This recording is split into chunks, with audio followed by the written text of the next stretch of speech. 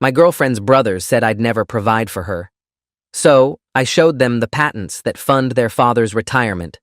The envelope was cream-colored, expensive stock, with my name printed in gold letters. I was standing in the Castellanos' living room, surrounded by mahogany furniture and oil paintings that cost more than most people's cars, when I opened it. Inside was a dinner invitation for the family's annual charity gala, black tie, $500 plate, and at the bottom, handwritten in navy ink, +1 if you can afford it, Derek. Derek was my girlfriend's older brother. The joke was clear. I couldn't afford it. I'd never afford it. I was a technician at a university lab who drove a 12-year-old Subaru and wore shirts from Target. The invitation shook in my hand, not from anger, from something colder, because I'd just received another envelope that morning. This one from my patent attorney, Graham Weiss. It contained the quarterly royalty statement for patent number U.S. 10,847,392, the one that licensed to Hexagon Industries for their flagship microprocessor cooling system, the system that had revolutionized data center efficiency, the one generating $18 million annually. I looked at Derek, who was smirking at me from across the room, and I realized something. I was funding his father's entire retirement, and none of them knew. I'd been dating Sofia Castellanos for 18 months when Derek wrote that invitation. We'd met at a coffee shop near the university where I worked. She was a freelance graphic designer, the creative black sheep of her intensely practical family. Her father, Richard, had been a VP at Hexagon Industries before retiring 5 years ago, with what everyone called a "1." Her mother, Diane, ran a boutique consulting firm. Her brothers, Derek and Cameron, worked in finance and corporate law, respectively. They were Stanford, Yale, Princeton people. I was a state school graduate who'd gotten lucky with a research position. That's how they saw it. Lucky. Not smart. Not accomplished. Just fortunate to have stumbled into a decent job. The truth was more complicated, but I'd learned early that explaining yourself to people who've already decided who you are is a waste of breath. So I stayed quiet. Let them think what they wanted. Showed up to family dinners in my Subaru and my Target shirts, and smiled politely while they made their little comments. Quote 2. Richard would ask, as if 18 months wasn't long enough to move on to something better. Must be nice having such flexible hours, Diane would say, implying I didn't work hard. Quote 4. Derek would tell Sophia when he thought I couldn't hear, in that tone that meant lower class. The comments were never quite mean enough to call out. Never quite overt enough to cause a scene. Just a steady drip of condescension that Sophia apologized for constantly. They're just protective, she'd say. Quote 7. Quote 8. She was right. They didn't understand. They didn't understand that I'd been filing patents since I was 26. That the work I did at the university wasn't just a job, but a front for research that had commercial applications worth millions. That I kept my lifestyle modest because I'd seen what happened when people knew you had money. They changed. Relationships changed. Everything became transactional. My parents had nothing. Dad was a mechanic. Mom cleaned houses. They'd given me everything they could, which wasn't much in dollar terms, but was everything in the ways that mattered. They'd taught me to work hard, stay humble, keep my head down. So that's what I did. Even when the first patent sold. Even when the checks started coming. I stayed in my small apartment, drove my old car, wore my cheap clothes, and banked everything. The first patent was filed when I was 27, 3 years into my position at the university. I'd been working on thermal management systems for high-density electronics. Boring stuff to most people, critical stuff to anyone in tech. The problem was simple. Processors generated heat. Too much heat meant throttling, crashes, failures. The market had been using variations of the same cooling solutions for decades. Fans, heat sinks, liquid cooling for high-end systems. I'd developed something different. A passive cooling method using phase-change materials embedded in graphene matrices. It was elegant, efficient, scalable. My supervisor at the university, Dr. Raymond Chen, no, I need to avoid that name. My supervisor, Dr. Neil Jacobson, had helped me file the patent through the university's tech transfer office. We'd worked out a deal. The university got 30%, I got 70%. Patent number US 108-47392 was approved 14 months later. 6 months after that, Hexagon Industries licensed it for their data center division. The initial licensing fee was $2.3 million. The annual royalties started at $4 million and had grown to $18 million as Hexagon expanded the technology across their product line. I was 34 now. I'd filed 6 more patents. 3 had been licensed. The combined annual royalties were north of $25 million. But I still lived like I made $68,000 a year, because that's what the university paid me, and because staying invisible meant staying safe. At least, that's what I'd thought. The dinner invitation from Derek changed something. The casual cruelty of "if you can afford it" broke through my detachment. I'd been tolerating their condescension because I loved Sophia, because family was important to her, because I'd convinced myself it didn't matter what they thought. But standing there with both envelopes in my hands, one mocking my finances, one showing exactly how wrong they were, I realized I was done being invisible. I needed to know something first, though. I needed to confirm what I suspected, that Richard's golden retirement wasn't as golden as they all believed, that it was, in fact, my gold. I called Graham Weiss that evening. He was one of 3 people who knew my full financial situation. Careful, discreet, former IP attorney at a big firm who'd gone solo to represent inventors. "Graham, I need information about Hexagon Industries' licensing structure." "What specifically?" "I want to know how they're funding their licensing fees to me. What part of their budget?" "That's proprietary information, Ethan. I can ask, but they're not obligated to tell us." "Try. Tell them I'm considering expanding the license.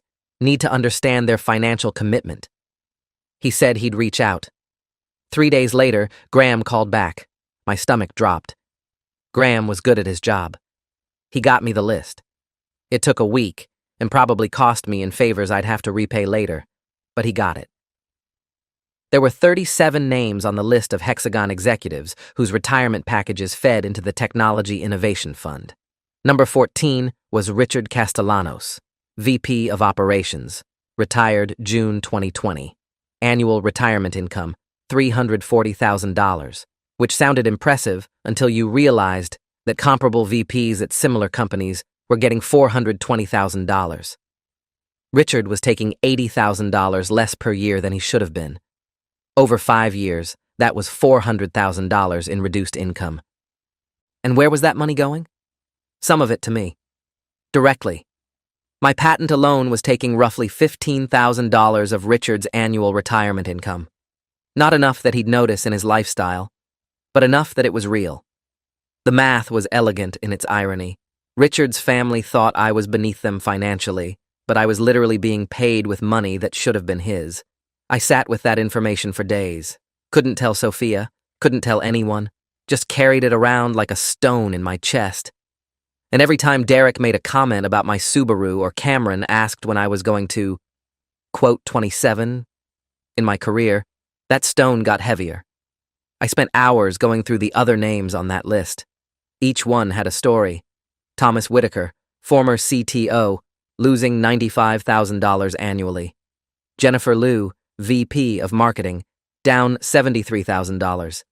Alan Prentice, Chief Operations Officer, reduced by $112,000. These weren't small amounts. Over 5 years, over 10 years, these were life-changing sums. Money that should have funded retirements, grandchildren's educations, medical care. Instead, it was being funneled into corporate initiatives that the retirees had never agreed to fund. I ran the numbers on my own patents. Patent number US 10,847,392 was pulling $18 million annually from the fund. Patents number US 11,234,567 and number US 11,445,789 were pulling another $7 million combined. Across all the licenses Hexagon held in the Technology Innovation Fund, they were paying out roughly $87 million per year, which meant the 37 retirees were collectively losing about $3 million annually to fund those payments. $3 million that Hexagon was saving by restructuring retirement packages in ways the retirees didn't fully understand. It was brilliant in a sociopathic way. Take money from people who'd already left the company, who had no leverage, who'd signed complicated documents they didn't fully parse. Use that money to fund innovation that increased shareholder value. Tell everyone you're being fiscally responsible and forward-thinking. Meanwhile, the people who built the company were subsidizing its future without knowing it. The charity gala was 3 weeks away. I RSVP'd yes. Paid for 2 tickets with money from my checking account, which held exactly $3,847. Had to transfer funds from my investment account to cover it. Sophia was surprised, she said. She looked at me like I'd said something crazy. Ethan, the ticket price is arbitrary. It's a fundraiser. It's not about whether you can afford it. It's about supporting the cause. What cause? Childhood literacy programs. My mom's been working on it for years. I didn't say what I was thinking, which was that I could fund their entire literacy program for a decade with 1 month's royalties. Instead, I said, then I'm glad to support it. But I wasn't going for the cause. I was going because I'd decided something. If I was going to be part of Sophia's life long term, her family needed to understand who I actually was. Not to show off. Not to humiliate them. Just to stop the condescension. To create a foundation of respect. The gala was at the Meridian Club, a private venue that required membership just to enter. Sophia looked stunning in a navy dress. I wore a rented tux that fit okay, but not great. We arrived to find the Castellanos holding court near the bar. Richard was in his element, working the room like he still ran the company. Diane was networking, which seemed to be her default state. Derek and Cameron stood with their wives, all of them looking like they'd stepped out of a catalog. There they are, Derek said when he saw us. His smile was sharp. Glad you could make it, Ethan. Must have saved up for this one. Derek, Sophia said, her voice tight. Don't. I'm just saying, it's good to see him making the investment. Shows commitment. Cameron laughed. Next year, maybe he'll spring for the premium table. Their wives smiled politely, the kind of smile that says they're embarrassed for you. I took a breath, reminded myself why I was here. Quote 45. That got their attention. Derek's eyebrows went up. You're looking for investment advice? Something like that. Well, that's smart. Cameron and I both have good connections. We could probably help you set something up. What are we talking about? Retirement account? Maybe 5 figures? More than that. Now Cameron was interested. How much more? Sophia touched my arm. Ethan, you don't have to woo. It's fine, I said. I'd rather discuss it privately. After dinner, maybe? Derek exchanged a glance with Cameron. Sure, yeah, we can do that. Dinner was excruciating. I sat between Sophia and one of her mother's friends, a woman who spent 30 minutes telling me about her vacation home in Tuscany. Everyone else talked about markets, mergers, who was buying what. Richard told stories about his time at Hexagon. He said, someone said. He smiled, self-satisfied, confident. I thought about the $80,000 he was losing every year and said nothing. After dinner, Derek found me. Quote 59. We went outside. Cameron joined us. The two of them stood with their arms crossed, looking like they were about to give a lecture. Quote 60. Derek started. Quote 61. Quote 62. Quote 63. Quote 64. Silence. Complete silence. Derek laughed. Quote 65. Quote 66. Cameron's face had gone blank. You're saying you make $25 million a year? Roughly. Some years less, some years more. From the university? No, from patent royalties. Patent royalties. Yes. More silence. Derek was shaking his head. This is a joke, right?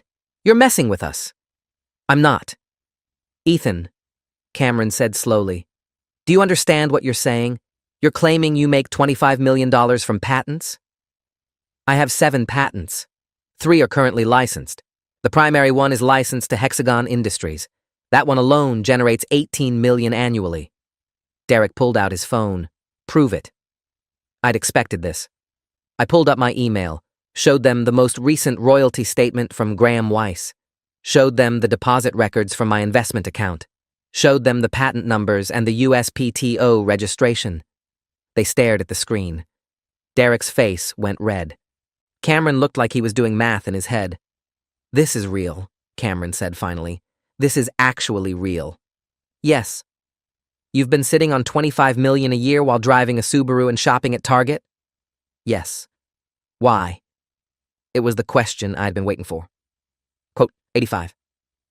Quote, 86, Derek said. His voice was rising. Quote, 87. Quote, 88. Quote, 89. So quote, 90. Quote, 91. So quote, 92. Cameron sat down hard on a bench. Quote, 93. Derek was pacing. Quote, 94. Quote, 95. Quote, 96. Quote, 97. Derek stopped pacing. Quote, 98. Quote, 99. Cameron stood up. Quote, 100. Quote, 101. Quote, 102. Quote, 103. Quote, 104. I thought about Richard's retirement fund, about the $15,000 of his money flowing to me every year, about how impressed he'd be when he learned that detail, I said. We went back inside. Derek and Cameron were quiet now, processing. I found Sophia near the dessert table. She took one look at my face and pulled me aside. Quote, 106. Quote, 107. Her eyes went wide. Quote, 108. Quote, 109. Quote, 110. Quote, 111. Quote, 112. Quote, 113. She was quiet for a moment. Then, quote, 114, I told her. Watched her face cycle through disbelief, shock, confusion. Quote, 115. Quote, 116. Quote, 117. Quote, 118. Quote, 119. It was the same question Derek had asked. Quote, 120. Quote, 121. Quote, 122. She didn't answer. The rest of the gala was a blur. Derek and Cameron kept looking at me like I was a stranger. Richard noticed the tension, asked what was going on. Just business talk, Cameron said, which was true, but incomplete. We left early, drove home in silence. Sophia stared out the window the whole time. At my apartment, she finally spoke. I need time to think. About us? About everything. About the fact that you've been lying to me for a year and a half. I never lied. I just didn't tell you everything. That's the same thing, Ethan. Is it? You never asked about my finances? You assumed, just like your family assumed. I just didn't correct you. Because you wanted to test me? To see if I'd love you without money? Yes. That's manipulative. Maybe. Or maybe it's self-preservation. She left. I spent the next 3 days alone, wondering if I'd made a mistake, wondering if honesty was worth losing her. On the 4th day, Graham called. My pulse quickened. Quote, 139. Quote, 140. Quote, 141. Quote, 142. I closed my eyes. Quote, 143. The Hexagon Regional Office was downtown, glass and steel, floor-to-ceiling windows overlooking the bay. I arrived 15 minutes early. Graham met me in the lobby. He said, we were escorted to a conference room on the 14th floor. The CEO, a man named Leonard Briggs, was waiting with 2 lawyers and a financial officer. Briggs was mid-60s, silver hair, expensive suit. He stood when we entered, shook my hand. Quote 150, quote 151, quote 52, quote 153. We sat. Briggs got straight to business. Quote 154, quote 155, quote 156, quote 157, quote 158, quote 159. Briggs smiled. It didn't reach his eyes. Of course, which is why I wanted to meet, to discuss this directly. I'm listening. He nodded to the financial officer, a woman named Carol Jennings. She opened a folder, slid papers across the table. This is our Technology Innovation Fund structure. As you can see, it's capitalized by various sources, including executive retirement reallocations. Reallocations, I repeated. That's a polite word for pay cuts. It's more nuanced than that, Carol said. The executives who participated in early retirement agreed to adjusted packages in exchange for stock options and other benefits. It was fully disclosed. Was it disclosed that their reduced payments would fund licenses like mine? Silence. Briggs leaned forward. Mr. Reeves, I'll be direct. We're concerned about the possibility of this structure becoming public knowledge. If certain former executives were to learn that their retirement funds are being redirected to external licensing agreements, it could create complications. Complications like lawsuits? Complications like negative publicity, shareholder concerns, questions about our fiduciary responsibilities. Which you're worried about because one of those executives is someone I have a personal connection to. We're aware that you're in a relationship with Richard Castellanos' daughter. We're concerned about the possibility of information sharing. I looked at Graham. He gave me a slight nod. Proceed carefully. What exactly are you asking me to do? I said. Briggs folded his hands. We'd like you to sign a non-disclosure agreement regarding the funding structure. In exchange, we're prepared to increase your annual royalties by 15%. That's an additional $2.7 million per year. You're offering me money to stay quiet about the fact that you're underpaying your retirees to fund my patents. We're offering you fair compensation for respecting proprietary business practices. I thought about Richard, about his smug confidence that he'd earned his retirement, about the family dinners where he'd lectured me about financial responsibility, about the way they'd all looked down on me while I was being paid with his money. I asked. Graham spoke up. The room went cold. Briggs was threatening me, threatening to tie up my patents in legal battles if I didn't agree to his terms. I thought about what I had. Proof that Hexagon was systematically underpaying retirees. Proof that those retirees didn't fully understand where their money was going. Proof that the company was hiding this from shareholders and potentially from the SEC. I had leverage. Real leverage. I said. Quote 1A4. Quote 185. Briggs' jaw tightened. That's not necessary. I think it is. Because if they weren't properly informed, if you buried the details in fine print and legal jargon, then you're not just redirecting funds, you're committing fraud. That's a serious accusation. It's a serious situation. The lawyers whispered to each other. Carol looked uncomfortable. Finally, Briggs spoke. We'll need time to consider your proposal. Take your time. But understand something. I have options too. I can take this to the SEC. I can take it to the media. I can call Richard Castellanos tonight and explain exactly where his retirement money is going. Or we can work together. Find a solution that's ethical and transparent. Your choice. We left 30 minutes later. In the elevator, Graham was grinning. That was either brilliant or suicidal. I can't tell which. They're not going to fight us. They can't afford the exposure. You're betting a lot on that assumption. It's not an assumption. It's leverage. He was quiet for a moment.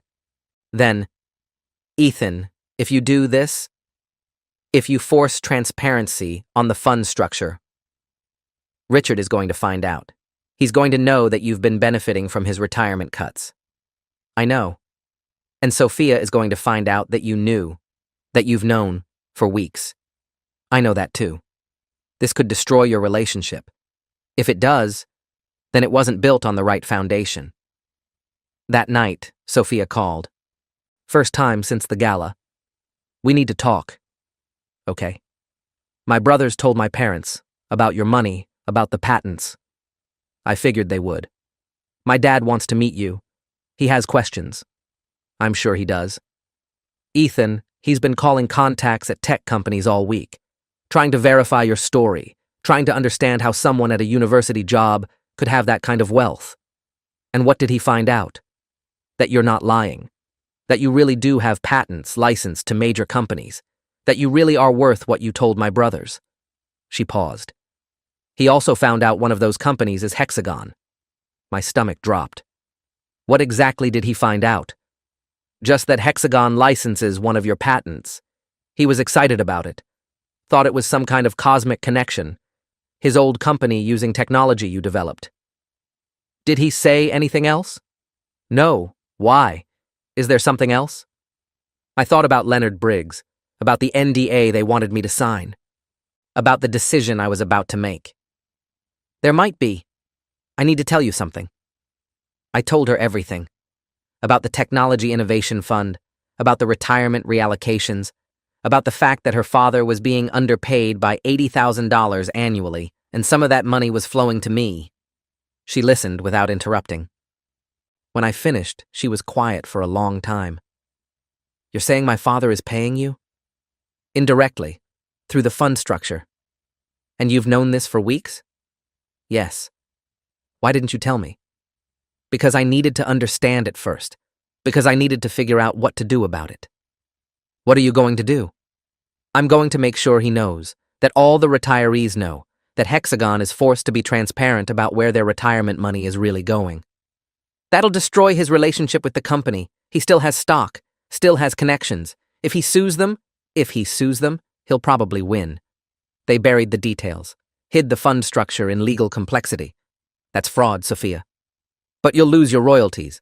If Hexagon goes down in a lawsuit, if they have to restructure, I don't care. This isn't about money. Then what's it about? It's about doing what's right. Your father worked for that company for 23 years. He built their operations division. He deserves to know if they're shortchanging him. She was crying now. This is all my fault.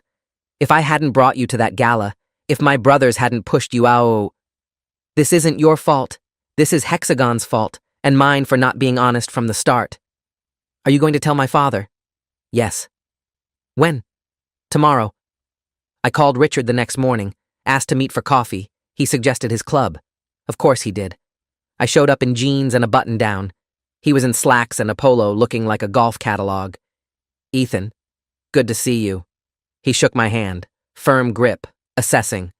Sophia tells me you've been keeping secrets. I have. Want to explain why? We sat. I ordered coffee. He already had espresso. I didn't tell anyone about my financial situation because I wanted privacy, because I've learned that money changes relationships. Fair enough. Though it would have been nice to know my daughter was dating someone with resources. Would have saved me some worry. You were worried about me providing for her? Of course, any father would be.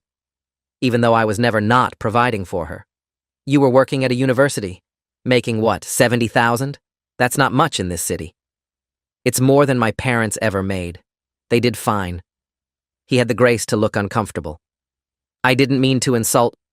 I know what you meant. But here's the thing, Richard. I need to tell you something about Hexagon, about your retirement package. His expression shifted, guarded now. What about it? I told him. About the Technology Innovation Fund, about the retirement reallocations, about the $80,000 he was losing annually, about where that money was going. Watched his face change as he understood. You're saying Hexagon is taking money from my retirement to pay your royalties? Among other things, the fund supports multiple licenses. Mine is one of them. How long have you known? A few weeks. And you're just telling me now? I wanted to make sure I understood the structure first. I met with Hexagon's CEO yesterday. He confirmed everything. Richard stood up, sat back down. His hands were shaking. They lied to me. When I retired, they said the package was competitive. They said the stock options made up for any cash reduction. Did they tell you where the cash reductions were going? No. They said it was going to corporate restructuring, general operations. They lied. He pulled out his phone, started scrolling through something. I have the retirement documents. I need to read them again. I need to see how. Richard, they buried it. The language is obscure, mentions innovative technology investments and strategic resource allocation. Unless you knew what to look for, you'd never catch it. How did you catch it? I asked questions. I pushed my patent attorney to get details. I wanted to know where my royalties were coming from. Because you suspected? Because I needed to know. And when I found out, I realized I had a choice. I could stay quiet, let you keep living in ignorance, or I could tell you the truth. He looked at me. Really looked at me for the first time. Why tell me? You're making millions. Why risk that? Because it's not right. Because you built that company. You gave them 23 years. You deserve to know if they're taking advantage of you. This is going to be a lawsuit. You know that, right? I'm going to sue them for fraud, for breach of contract, for everything. I know. And your royalties might disappear. If Hexagon goes under, if they restructure, I don't care. Why not? Because some things are more important than money. Like making sure you're treated fairly. Like building a relationship with my girlfriend's family on honesty instead of deception. Richard was quiet for a long time. Then he extended his hand. Thank you for telling me. I shook it. You're welcome. The next 3 months were chaos. Richard hired lawyers, not just any lawyers, a firm that specialized in corporate fraud. Kellerman and Associates, led by a woman named Patricia Kellerman, who'd made her career destroying companies that cheated their employees. Within 2 weeks, they'd filed suit against Hexagon for fraudulent misrepresentation, breach of fiduciary duty, and violation of ERISA regulations. The case was ugly. Hexagon fought back hard, claimed everything was properly disclosed, claimed the retirees had sophisticated financial advisors who should have caught the details, claimed this was just buyer's remorse from people who'd taken a deal and regretted it later. But Richard's lawyers were better. They deposed 37 retirees, got sworn statements that none of them understood where their money was going. Thomas Whitaker, the former CTO, testified that he'd asked specifically about the retirement package structure and was told it was standard industry practice. Jennifer Liu said her financial advisor had reviewed the documents and found nothing unusual because the problematic language was buried in Appendix 7 of a 40-page benefits manual. Alan Prentice broke down on the stand describing how he'd trusted Hexagon because he'd given them 26 years of his life. The most damaging evidence came from internal emails. Patricia's team subpoenaed Hexagon's entire benefits department communications for the 3 years leading up to the restructuring. What they found was devastating. Emails between Leonard Briggs and the CFO discussing how to reduce retirement obligations without triggering lawsuits. Memos from legal counsel advising them to use technical language that obscures the reallocation process. A particularly brutal exchange where one executive wrote, "The retirees won't read the fine print. They never do. We just need plausible deniability." Carol Jennings was the breakthrough witness. She'd been conflicted about the fund structure from the beginning, but had been overruled by senior management. Under oath, she admitted the entire system was designed to be confusing. Quote 281. She testified. Quote 282. Patricia Kellerman was ruthless in her closing argument. She put the retirees' faces on a screen behind her. These are the people who built Hexagon Industries, who worked 60-hour weeks, who sacrificed time with their families, who believed they were building something that would take care of them. And this is how Hexagon repaid them, with deception, with fine print, with legal manipulation designed to steal from people who'd already given everything. The case settled 4 months after filing. Hexagon agreed to restructure the retirement packages, return the reallocated funds with interest, and pay penalties totaling $47 million. Richard personally got $520,000 in back payments plus penalties. The other retirees got similar amounts. Leonard Briggs resigned. 3 other executives were fired. The SEC opened an investigation into whether shareholders had been properly informed about the fund structure. My royalties didn't disappear. The licensing agreement held, but Hexagon renegotiated the funding mechanism. Now, the Technology Innovation Fund came from actual corporate profits instead of retiree cuts. My checks kept coming. Actually got bigger because they added a penalty clause for the hassle. Sophia and I didn't talk much during the lawsuit. She was dealing with family chaos. Richard was angry, vindicated, and grateful all at once. Diane was furious at Hexagon for lying. Derek and Cameron were shocked that I'd been willing to risk my income to help their father. The press coverage didn't help. The case became a media sensation. Tech giant steals from retirees to fund innovation was the headline in the Wall Street Journal. Bloomberg ran a piece titled "The Patent Royalty Scandal: How Hexagon Industries Built the Future on Broken Promises." My name came up. A lot. Ethan Reeves, a university researcher whose thermal management patents generate $18 million annually from Hexagon Industries, uncovered the scheme when he learned his girlfriend's father was among the affected retirees. Some outlets painted me as a hero. Others implied I was complicit, that I should have known where my royalties came from. One particularly brutal editorial suggested I give back all the money I'd earned from the fraudulent fund. I didn't respond to any of it. Graham handled press inquiries with a standard statement. Mr. Reeves had no knowledge of Hexagon's retirement fund structure until recently. Upon discovery, he immediately disclosed the information to affected parties and has cooperated fully with legal proceedings. The attention was exhausting. Reporters camped outside my apartment. Students at the university recognized me from news photos. Dr. Neil Jacobson, my supervisor, called me into his office. "Ethan, we need to discuss your situation." "I know. The publicity is bad for the university." "Actually, the publicity has been phenomenal for the university. We've had a 40% increase in patent applications from faculty in the past month. Everyone wants to be the next person to make millions from their research." He smiled. "But I'm concerned about you. Are you okay?" "Honestly, I don't know. I did what I thought was right, but it's cost me my privacy. maybe my relationship, definitely my peace of mind. For what it's worth, I'm proud of you. What you did took courage. Not many people would risk their income to expose something like this. I couldn't live with knowing and not saying anything. That's what makes it courageous. We finally had dinner, just the two of us, a week after the settlement. I've been thinking, she said, about what you did, about why you did it. And I understand now. Why you kept the money secret. Why you lived the way you did. You were testing people. Testing to see who'd value you for you. Something like that. Was I being tested too? At first, maybe, but not after I fell in love with you. When did you know? About 6 months in.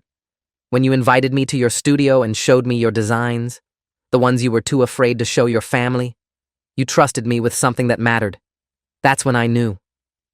She reached across the table, took my hand. I'm sorry I reacted badly.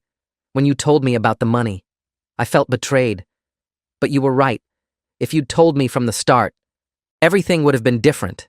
Not better, just different. Would you have loved me? Yes. But I wouldn't have loved you the same way.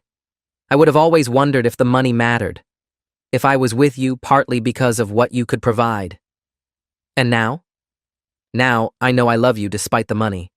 Because of who you are. What you did for my dad proved that. You risked everything to do what was right. I'd do it again. She smiled. I know.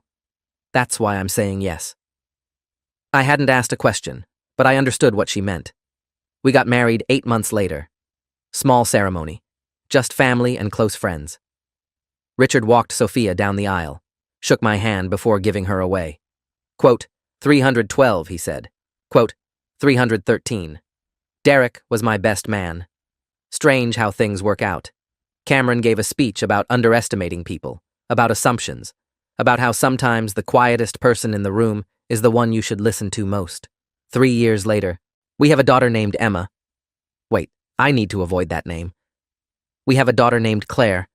She's 2, curious about everything, wants to touch every button, examine every mechanism. I see myself in her. That need to understand how things work. Richard retired from being angry. Still has his Hexagon stock, which recovered after the scandal blew over. Still plays golf, still networks, still tells stories. But now when he introduces me, he says, my son-in-law, the inventor, with genuine pride. Derek runs a venture capital fund now, invests in technology startups, calls me sometimes for technical due diligence. We're not close, but we're friendly. Cameron's still in corporate law, warns his clients about obscure funding mechanisms and hidden contractual terms, says he learned that lesson the hard way. Diane runs her consulting firm and manages to work my patents into conversation at parties.